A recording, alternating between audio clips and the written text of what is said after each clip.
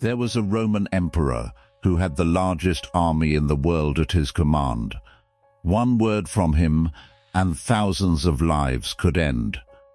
He could have made the entire world weep if he wanted to. His son died. And that day he chose not to cry. If you think crying is weakness, you're wrong.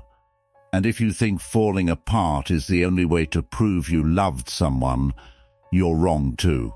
Because what this man did that day will change the way you look at your own pain. His name was Marcus Aurelius. And this is the most painful story of his life, one most people have never heard.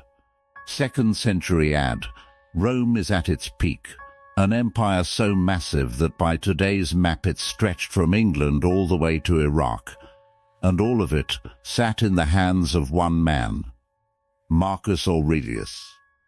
Emperor of Rome from 161 to 180 AD, but what made him different from every other emperor wasn't his power, it was the way he thought.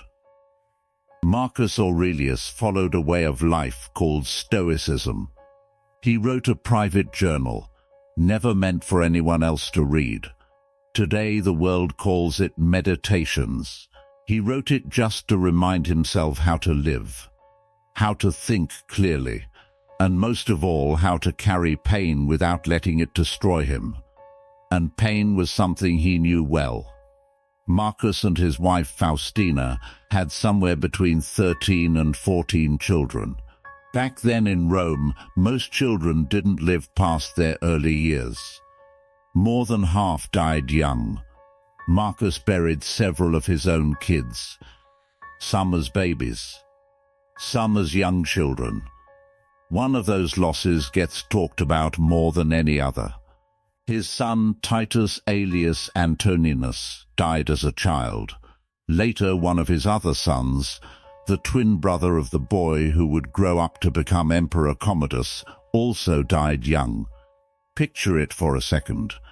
A man who spends his whole day making decisions for an empire, leading wars, defending Rome from invasions, dealing with politics in the Senate, and then he comes home at night and stands alone by his son's grave.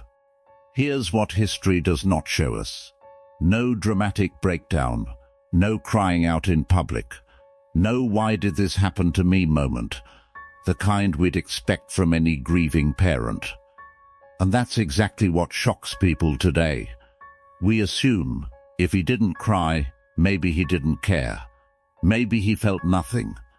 That's the wrong question to ask. The real question is, where did his pain actually go? The answer is sitting right there in his journal. Marcus never wrote something like, "My son died today, I'm broken." That's not what this book was.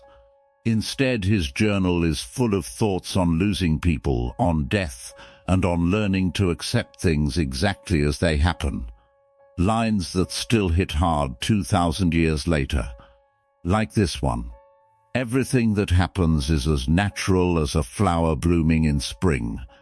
Sit with that for a second.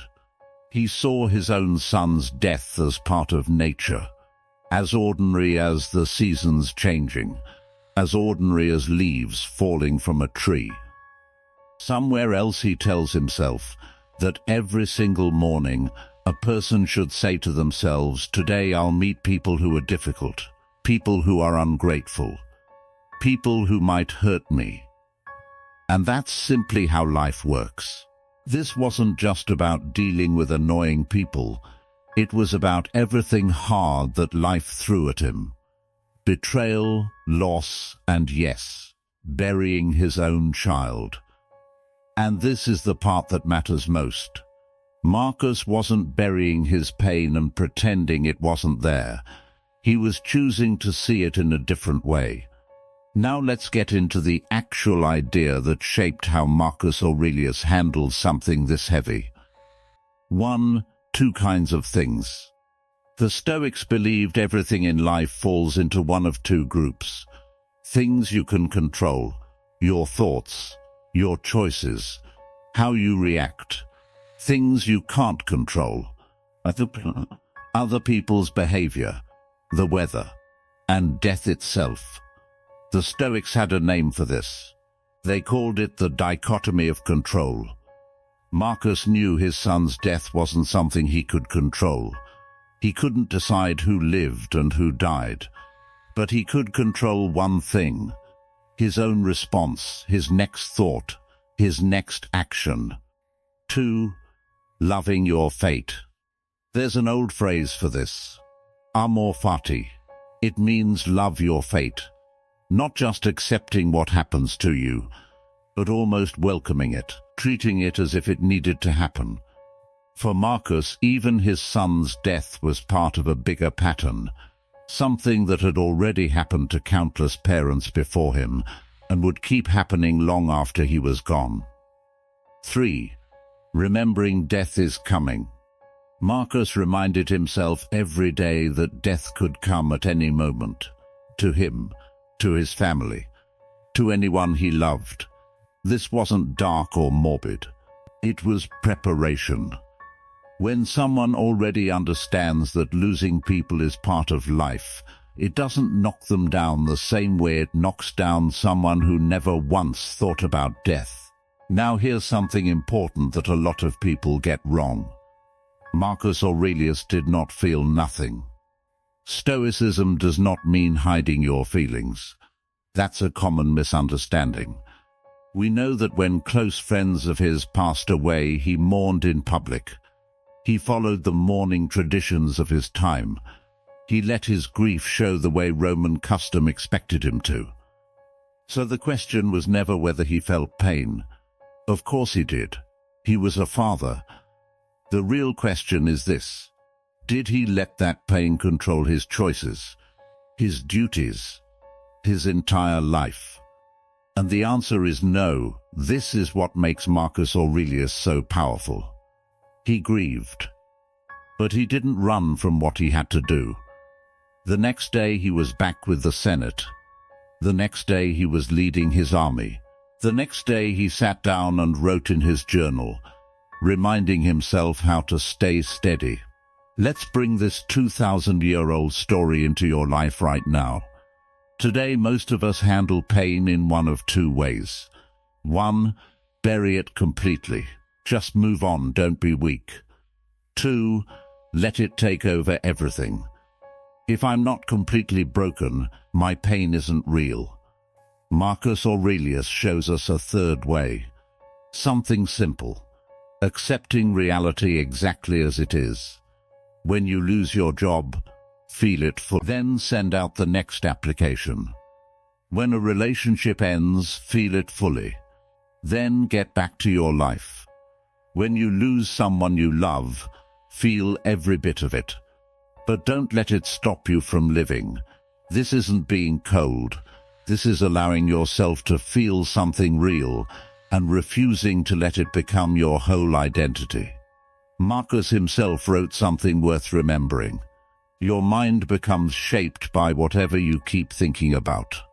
If you keep replaying your pain over and over, it colors your entire life. But if you accept it and keep moving forward, that's real strength. Remember what I said at the start, that by the end of this video you'd look at your own pain differently. Here it is again. Crying is not weakness. Holding back tears is not weakness either. Real weakness is walking away from your responsibilities, giving up on yourself, and using your pain as an excuse to stop living. Marcus Aurelius lost his son. But he didn't lose Rome. He didn't walk away from his duty. He didn't walk away from who he was. And if a Roman emperor, a man who had everything, could carry pain this heavy and still stand tall, so can we. He didn't refuse to cry. He refused to let grief decide who he became. I want to ask you something, and I genuinely want you to answer in the comments. Have you ever gone through a loss where part of you wanted to fall apart completely, but you still had to show up for the people who needed you. Tell me in the comments. I read every single one. If this video changed how you look at your own pain, hit like. Send it to someone who needs to hear this today. And subscribe to Stoic Virtus, because every week we bring you stories like this one. See you in the next one.